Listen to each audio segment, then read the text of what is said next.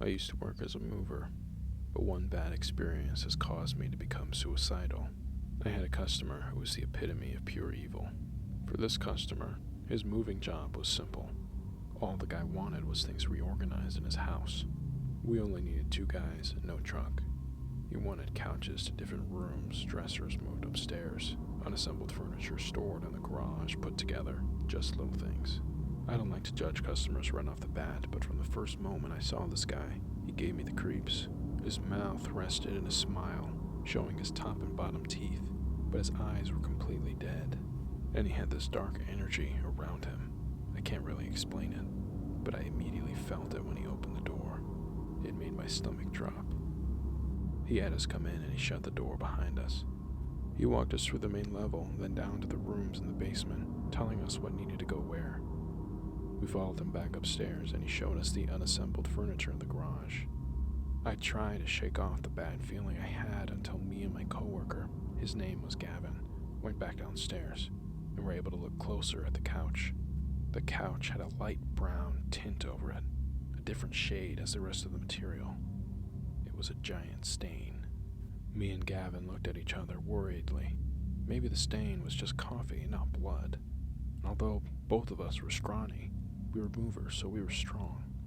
We could probably take him out if we needed to, but the guy did look like he was pushing 300 pounds. We agreed that we would get this job done as fast as possible and then get the hell out. There was also a door in the basement that led outside, so if we really needed to, we could bolt that way. Everything went smoothly. The guy would come out of his room now and then and tell us where to put things if we had questions. We tried not to have questions. There was a few wardrobe boxes with clothes that we brought to a room downstairs. I found it odd that he had so many rooms when he lived by himself.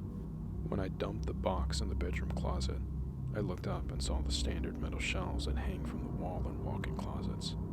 Hanging on the bars of a shelf was a pair of handcuffs. One cuff latched to the shelf. Crud. Behind me, I heard the man's voice. "Those are for you," he said. He came into the closet and forced my arm into the free handcuff. I started yelling and screaming. I tried to fight him off, but he had me cornered. He punched me in the face, and in my daze, he locked me in the handcuff and then quickly left the closet, shutting the door behind him. I heard him move a piece of furniture, sliding it across the floor to block the door. Although I was freaking out, a growing concern was whether Gavin had heard me scream and whether he was smart enough to get out and call the police. I waited in silence to see if I heard anything, but I didn't. I think the closet was soundproofed. No light was coming in from the outline of the door. I tried getting my wrist out of the cuff, but it wouldn't budge.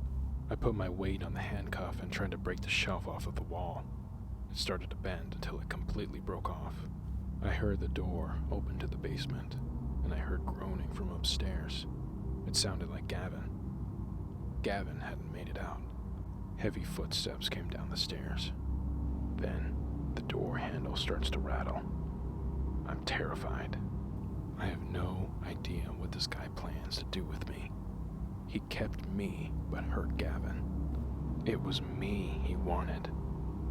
The door flies open, and trying to think quickly, I launch out of the closet, holding the shelf out in front of me, the prongs that went into the wall sticking directly out. I ram the guy straight into the wall behind him, and the prongs go straight through his neck. But it's not the guy at all. It's Gavin.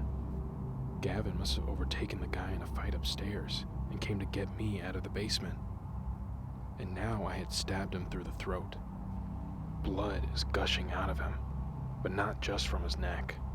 On his lower torso, he has several spots soaked with blood on his shirt. The guy must have stabbed him while fighting upstairs. So had I not impaled Gavin through the throat, Gavin might not have survived anyway. At least, that's what I keep telling myself today. I was never held responsible by the authorities for Gavin's murder. The jury labeled it as a casualty in an attempt to escape while experiencing acute psychological trauma. Apparently, Gavin's manner of death was declared a stabbing as well, meaning he died from the knife wounds and not from being impaled. But it doesn't matter.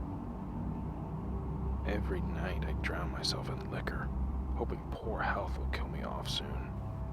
I murdered the man that came to save me, and I don't have the stones to bring justice to Gavin and end my own life.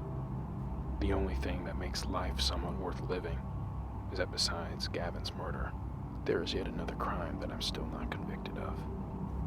After I killed Gavin, I went upstairs to see what happened to the guy. Gavin must have gotten the knife away from the guy, because when I found him, blood was coming out of his stomach and oozing into a pool on the ground. But there was one problem. He was still breathing. I looked across the room and caught sight of the bloody knife. If I die today, or die tomorrow, at least I will die knowing I got away with finishing off an unconvicted serial rapist and murderer who turned out to be connected to 15 missing male cases in the area.